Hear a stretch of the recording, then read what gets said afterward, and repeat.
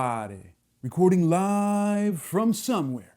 This is Zach Couples with episode number 122 of the Movement Debrief. And today, folks, ZACB flossin', because we're going to talk about accessory exercises. If you want to know half kneeling, tall kneeling, crawling, crab walks, and way more things, today is the debrief to listen to it. Because your boy, Big Z, has got a bunch of questions that have been asked by the people.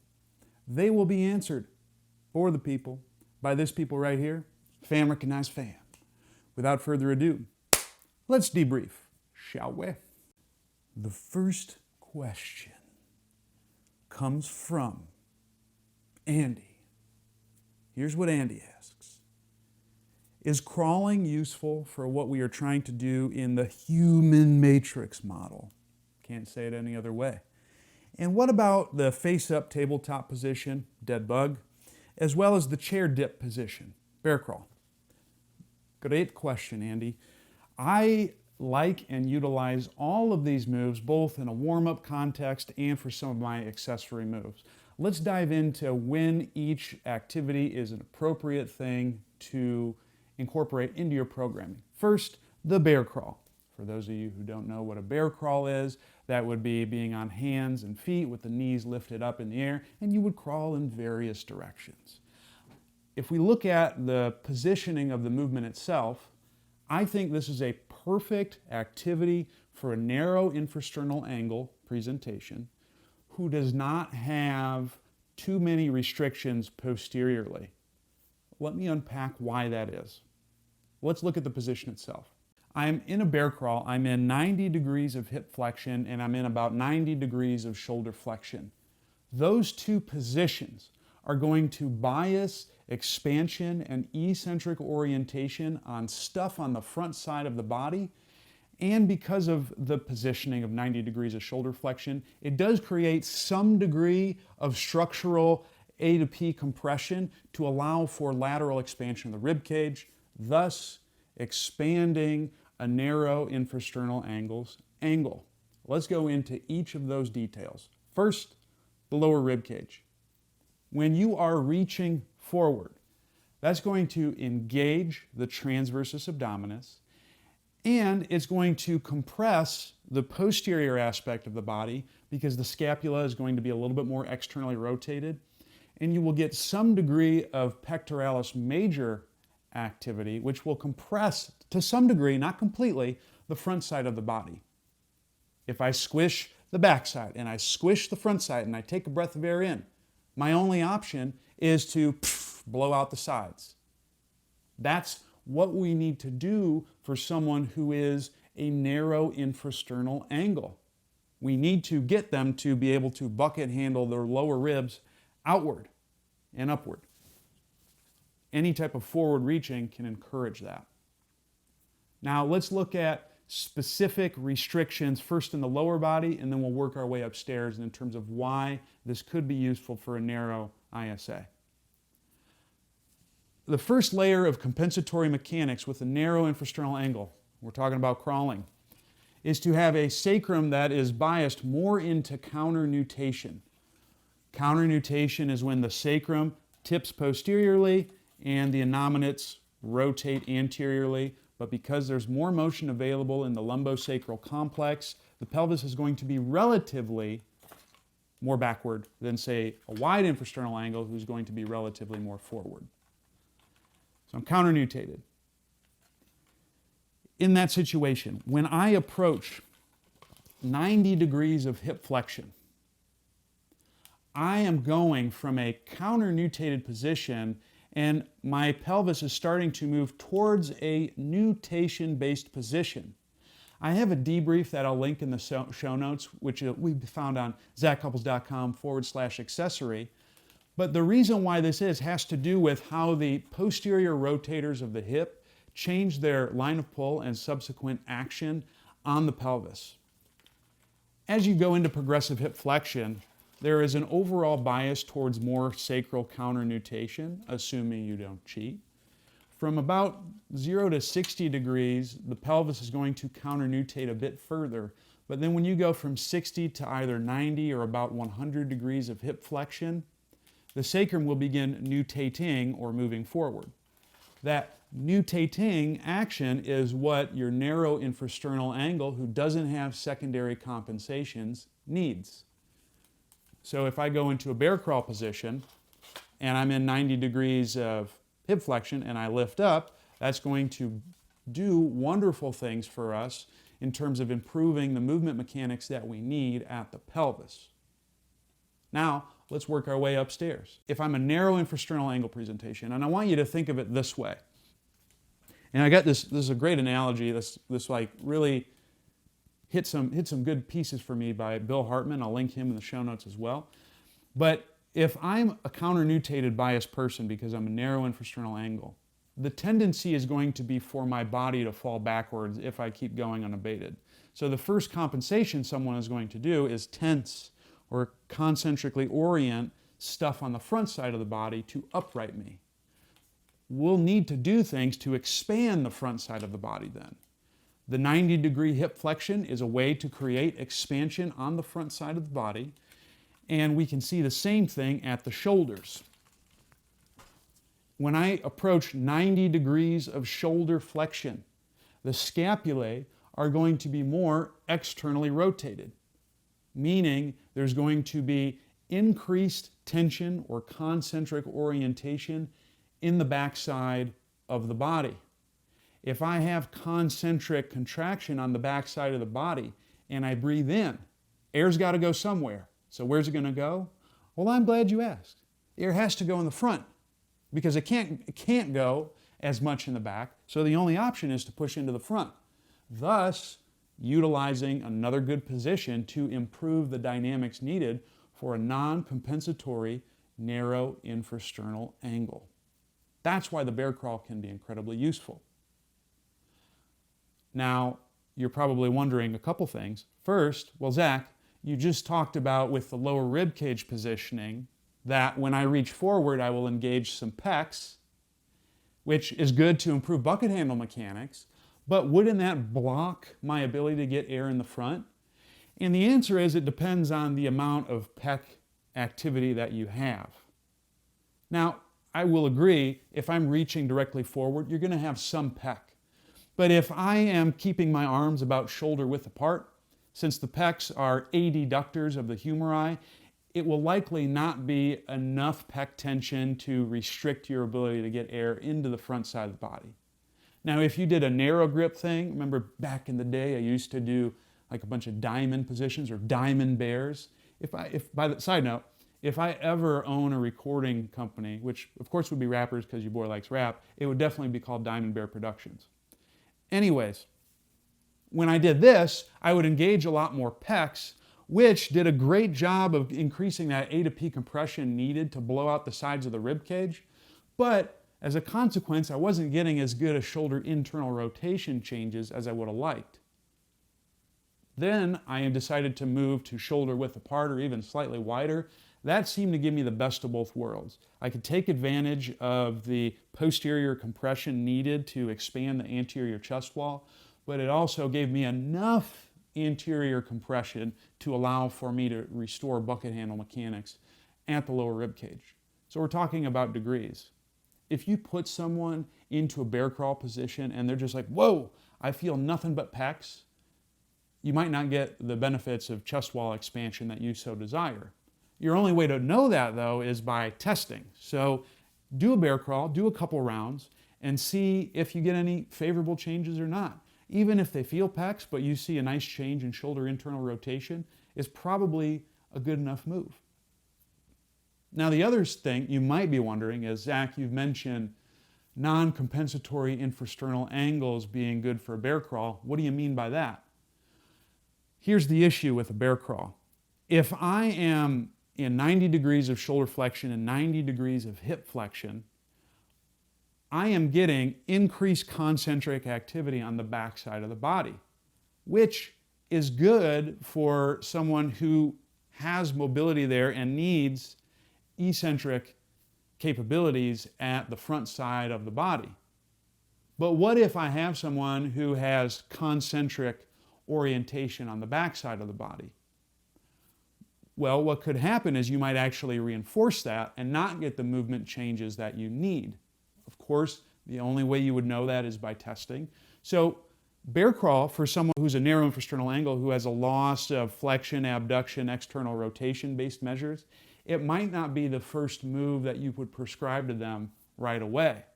What you might do instead for those folks is something that involves some inversion-based mechanics, because that can incorporate expansion posteriorly. I'll link a debrief in the show notes. So like them, I would like decline quadruped on elbows, or my favorite move, hand on heart moment, the drunken turtle exercise is also great for that. That would be a secondary compensation, and you need to address that first before going to the primary compensation, which is limitations on the front side of the body. So if I have a secondary compensation, I don't want to go with a bear crawl from the get-go. Now you're probably also wondering, well, what about wide infrasternal angles? Are you going to kill them with a bear crawl? Probably not. But if the goal is to improve movement options, which that's specifically what I'm thinking about. If you're doing this for conditioning and things like that, and you got a group class and you want camaraderie and all that, no one is going to die from bear crawls. But it may not be a useful move for improving someone who is a wide infrasternal angle when we're talking about improving their movement capabilities, for the reasons I mentioned. If I go to a wide infrasternal angle because their pelvis is biased towards nutation, they're going to concentrically contract stuff on the back side of their body to upright themselves. That's their first layer of compensation. As we talked about with a bear crawl, that's going to increase tension or concentric activity of stuff on the back side of the body. Therefore, in the early phases of improving someone's movement quality, utilizing a bear crawl for a wide infrasternal angle might not be your best choice. Instead, I would do things like side plank variations or oblique sit. Anything like that's probably a better move.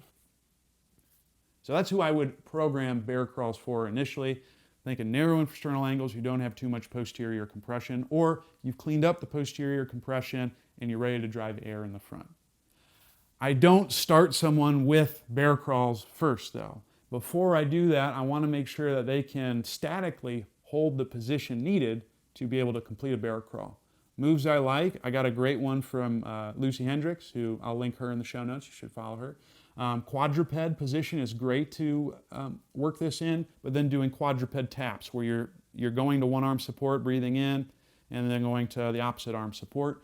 You're going to be in single arm support for a bear crawl, so it's important that you can own the position in an easier context than going right into bear crawl. Once I'll do that, then I'll lift the knees up and do the exact same move. If those two things look good, then I will go to a bear crawl, making sure that I coach that person to stay low. My favorite cue is to imagine that they're bear crawling through a tunnel, so that way their butt doesn't come up. And that, folks, is how I would program a bear crawl. The next move that Andy asked about was the dead bug position, or the reverse tabletop. And really, that you could consider being a regression of the bear crawl, because it's literally the same position, only you're more supported because you're supine. So in the dead bug position, the same rules would apply. If I'm a narrow infrasternal angle who has few posterior compensations, meaning I don't have the restrictions that you would think, limitations in flexion, abduction, external rotation, the dead bug position could actually be really useful. It could be a useful regression before you throw the bear crawl in the mix. I would make sure that they can attain the stacked position before going into some of the reaching-based activities, but once they can stack, you can use arms overhead or hip extension to drive hip extension and shoulder flexion, which could be things that that individual would need.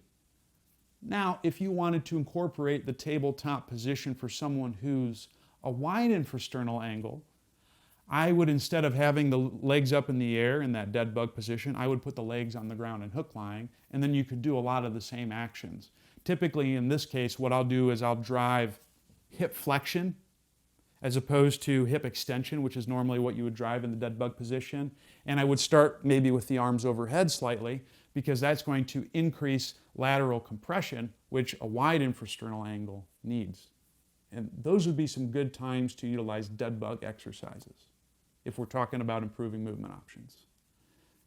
The last move that Andy wanted to talk about is the crab walk.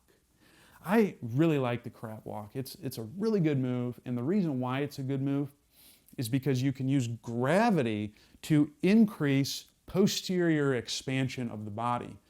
Because when I'm on my hands and I'm on my feet and I'm tucked and I'm sagged in that position, the guts and air has to go backwards to some degree, assuming that you're not bridging up, which is a great way to improve that posterior expansion. You just have to be mindful when you're doing the crab walk that as you're setting up in position, you're supporting on the arms, that you don't hunch over and crunch. Because if you do that, that's not going to allow for uniform expansion in the posterior aspect of the body, which someone needs if we're talking about improving posterior expansion. It's a good move for wide infrasternal angles if they're further along. And I also actually really like crab walks for a narrow infrasternal angle who has secondary compensations, meaning they have a loss of flexion, abduction, external rotation. It's a really good move for that. And those would be the situations in which I would program those specific exercises. A brief summary: bear crawl, great for narrow infrasternal angle presentations who have predominantly loss of extension, adduction, and internal rotation measures.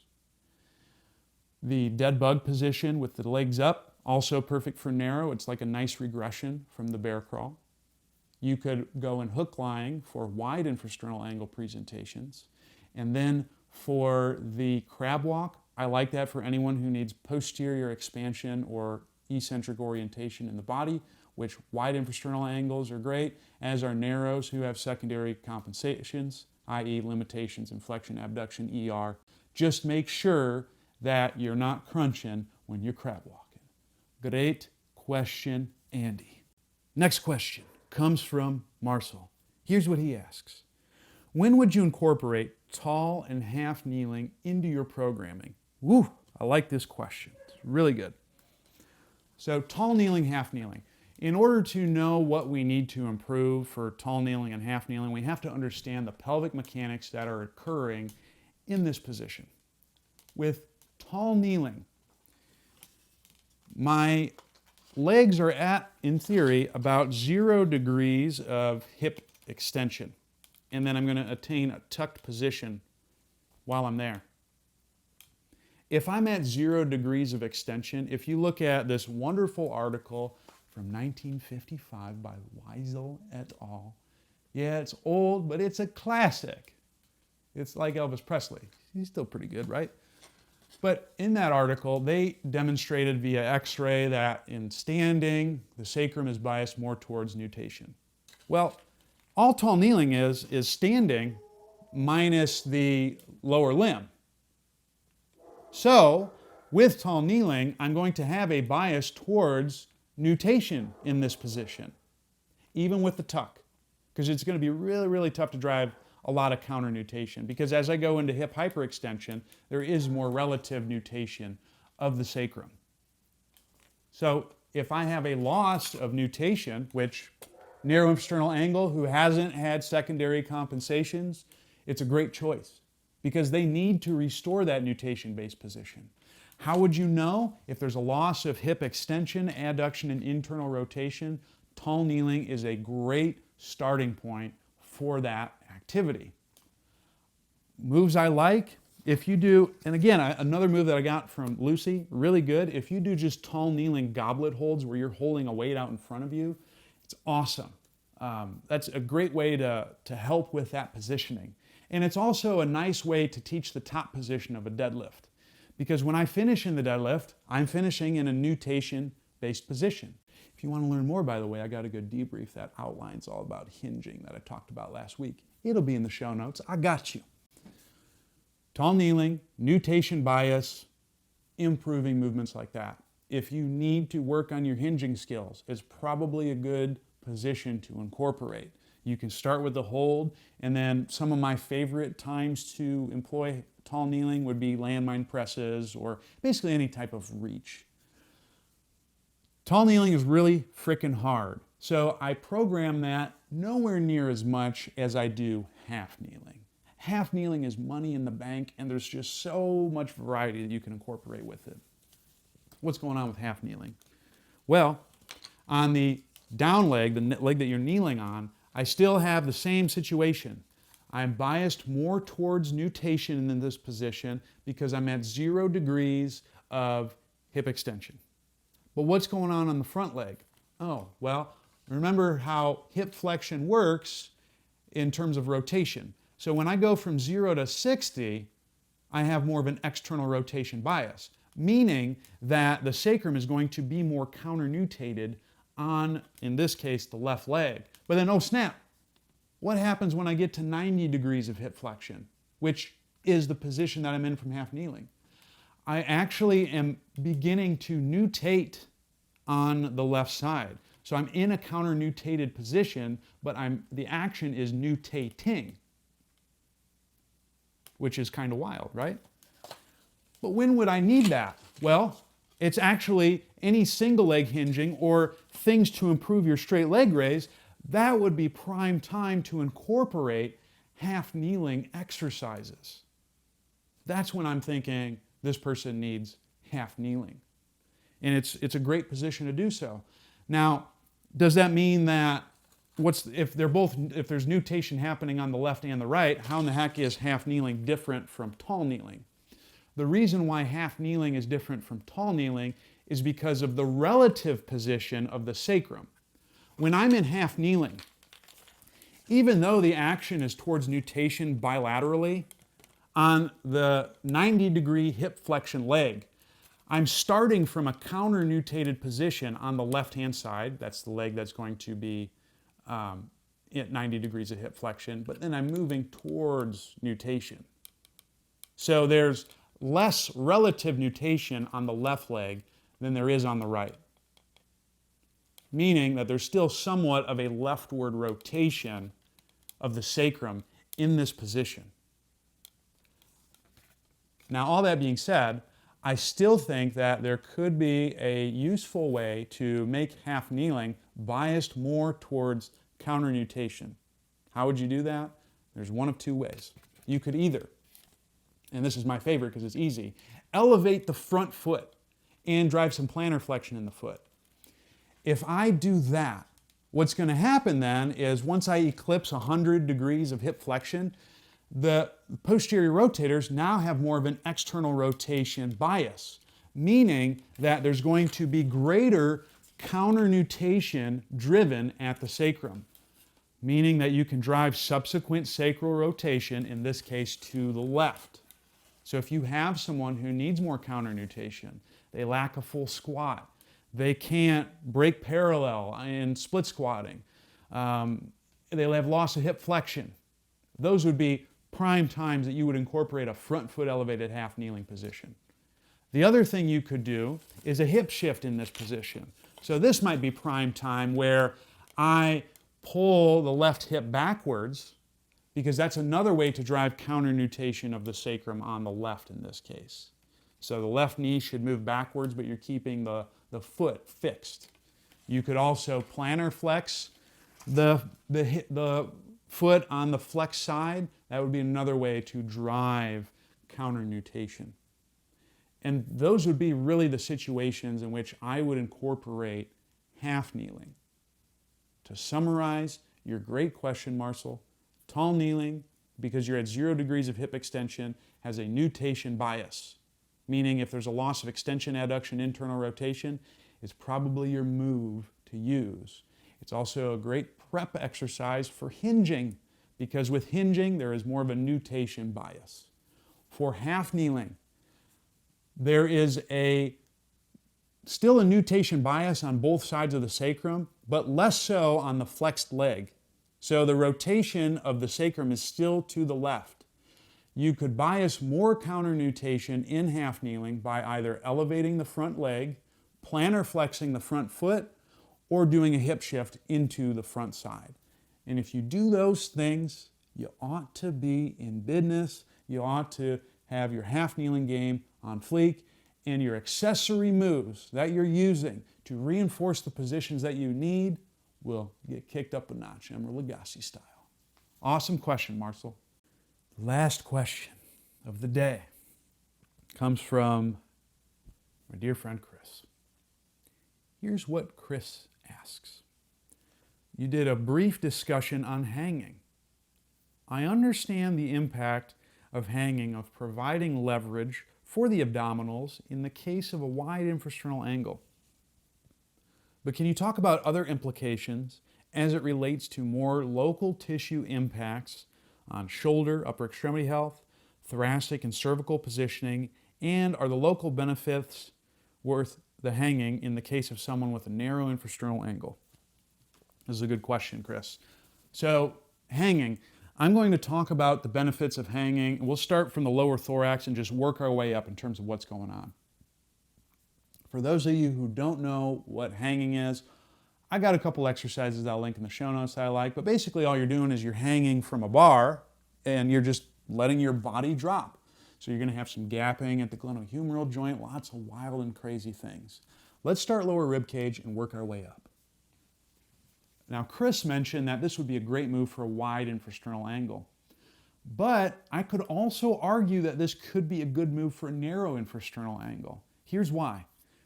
In the wide case, because the arms are overhead, you might actually create a greater eccentric orientation of the abs. Then you could take advantage of the stretch reflex by incorporating the exhales that we would normally teach for a wide infrasternal angle to help close the ribs down. So it could be good for a wide. That's assuming that when you're putting them in an exorbitant amount of shoulder flexion, that it's not too much for the wide ISA to overcome and not be able to close the ribcage angle. Sometimes, if you go too far overhead, they're just going to arch their back even further. That's going to put them at a disadvantage to be able to close the lower ribcage. Problems ensue. An easy way to fix that could be to put your feet on a block or a step of some sort. So you're in a little bit more hip flexion. It's generally easier to attain a tucked position in that case. And that will also likely take them out of maximal shoulder flexion, making it easier for them to get the stacked position.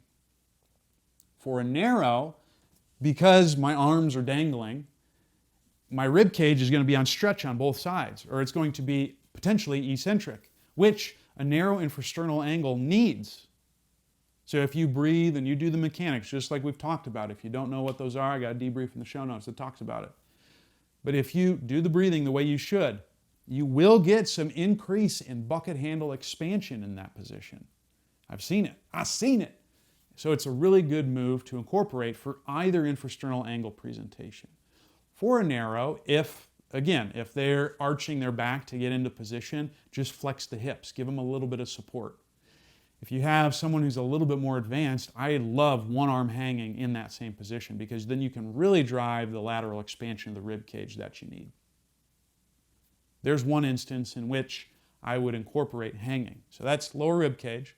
Let's work our way up. If I'm in a large amount of shoulder flexion, 160, 180 degrees, even 150, based on the scapular mechanics, there's going to be better expansion in the uppermost segments of the thorax, meaning you're going to get T2 to T4-ish, possibly T5, to be able to expand.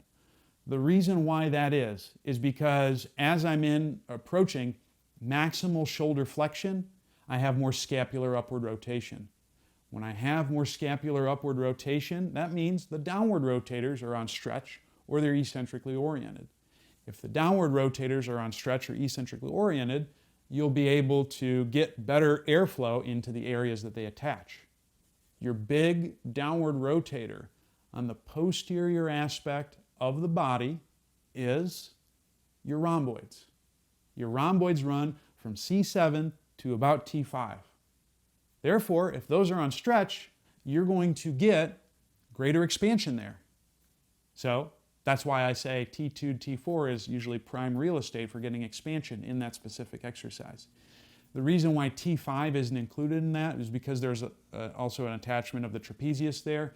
That is an upward rotator, so there could be some concentric activity there. But it's probably, it doesn't expand as much as the T2 to T4 segments. T1 is not included in that because the first rib is fixed and immobile. So then, now the next question is, well, how does that influence the cervical spine? Well, if I am getting expansion in the upper thoracic segments, well, those segments move as my neck turns. When I turn my head to the left, I get rotation of not just the cervical spine, but some of the thoracic spine to about T4. So you should, in theory, if you hang with good technique, get some improvements in your ability to move your cervical spine, especially the lower cervical components. So it could be a great move if you see someone who has a loss of cervical rotation left and right. And you would most likely look at lower cervical. The way you would test that is by just grabbing someone's neck and then just moving it side to side, making sure you use kind of the lower part of the cervical spine, C7 to T1, in order to attain that. I don't know if I have a video of that, so sorry. So now we talked about all the axial changes that you could get with just using hanging as an exercise. What's going on at the shoulder area itself? Well, based on those areas that I'm getting expansion, T2, T4, I actually should get some improvements in horizontal abduction if I have a restriction there. And because I'm overhead, especially if I can wrap the elbows in, shoulder flexion ought to also improve. Even more locally, are there things going on in the tissues? There's a really good book that I'll link in the show notes that talks all about hanging. I think it's by, the author is James Kirsch. He's an MD. Now, let's preface this book. I actually was trying to do some research on hanging to see if there were any local adaptations that occur while you do this. And his book is literally the only one that talks about anything. So realize the evidence on this is pretty sparse. I think it's a cool book to see, and I still think hanging is useful for all the benefits that I discussed, but we don't know what local changes are really happening. But in his book, he does a lot of different CT scans while someone is hanging, and he claims that doing this for longer periods of time may actually change the shape of your acromion, which is pretty crazy, right? But, Wolff's Law, your body can adapt and morph.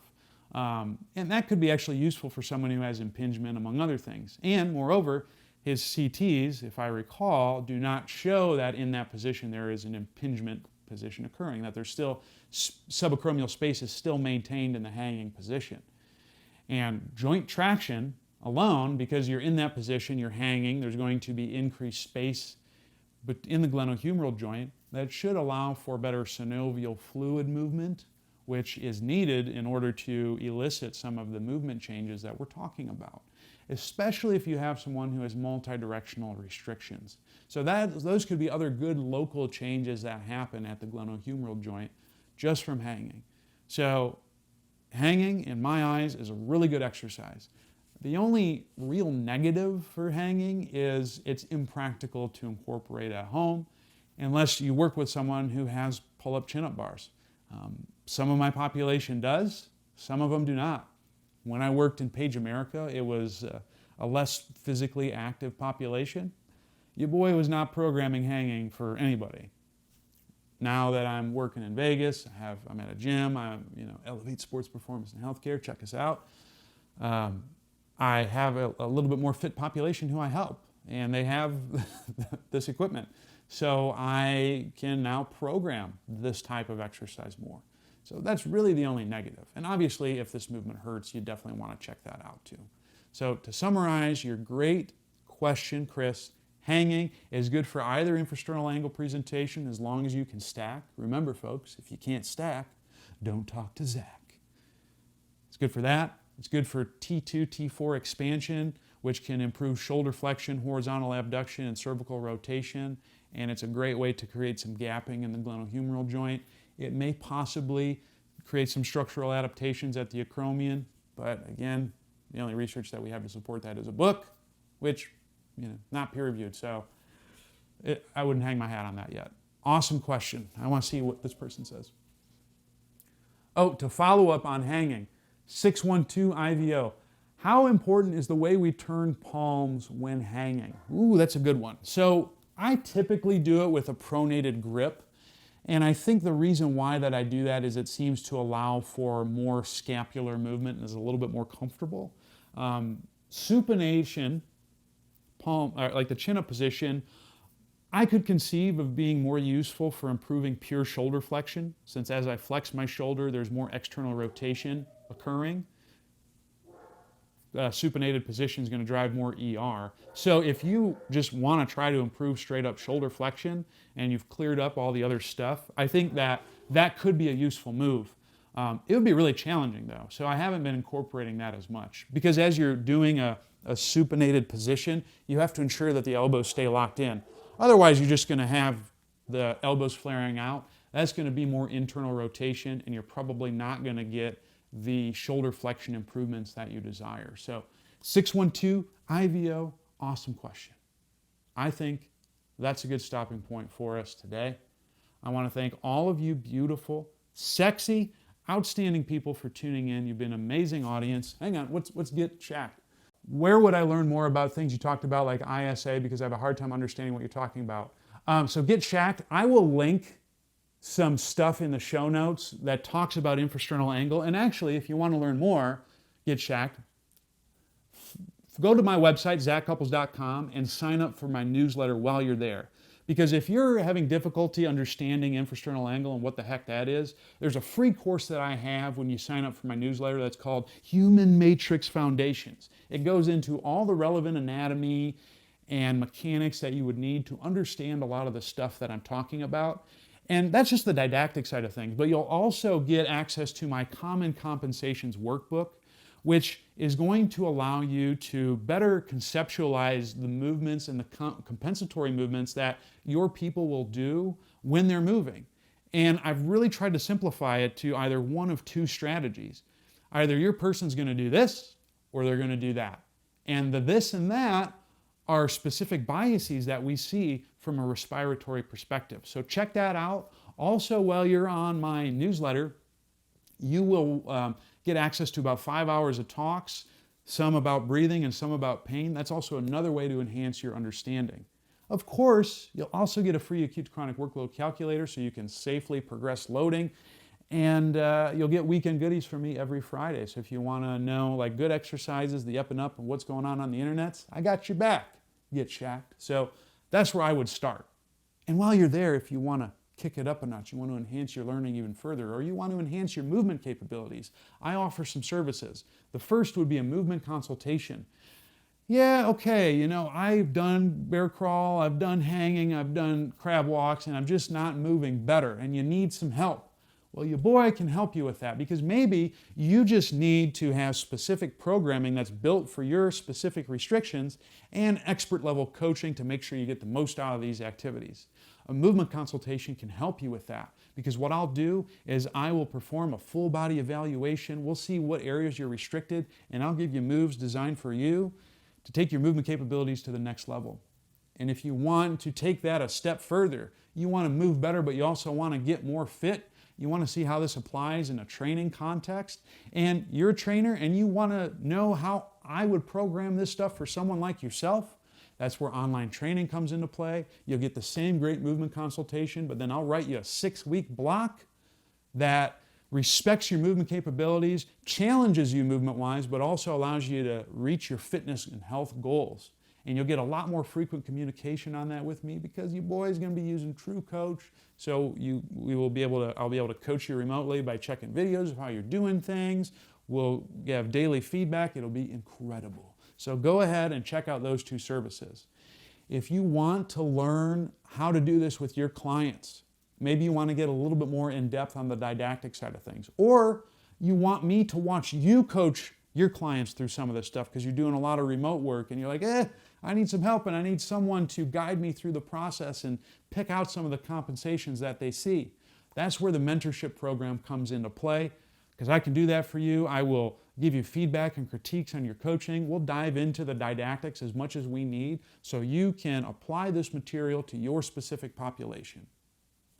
Once you've scoured ZachCouples.com, subscribe to me on Apple Podcasts and Stitcher. Search The Zach Couples Show. Because guess what, folks? There are 121 other debriefs. And, the video quality wasn't as sleek and physique as it was back in the day. We definitely didn't have the teal background back then. So you might just want to listen to me. But while you're there, please leave a review so the fam can keep growing. Other places you can find me, I'm on Facebook and Twitter. If you look up Z Couples, that's me. I'm also on, of course, that Instagram, baby. Zach, Z-A-C, Couples, C-U-P-P-L-E-S. If you want to watch these live and ask me questions on the spot, that's the place to do it. And last but not least, go to YouTube, search Zach Couples. If you want a gang of exercises that have indications in terms of when should I do this, when should I do that, I have the answers for you on there, so definitely check that out. Thank you so much for tuning in. You've been a beautiful, sexy, outstanding audience. I hope you keep it real, but not to the extent where things go wrong. Stay hungry, stay learning, stay moving, and I'll see you next time. Deuces.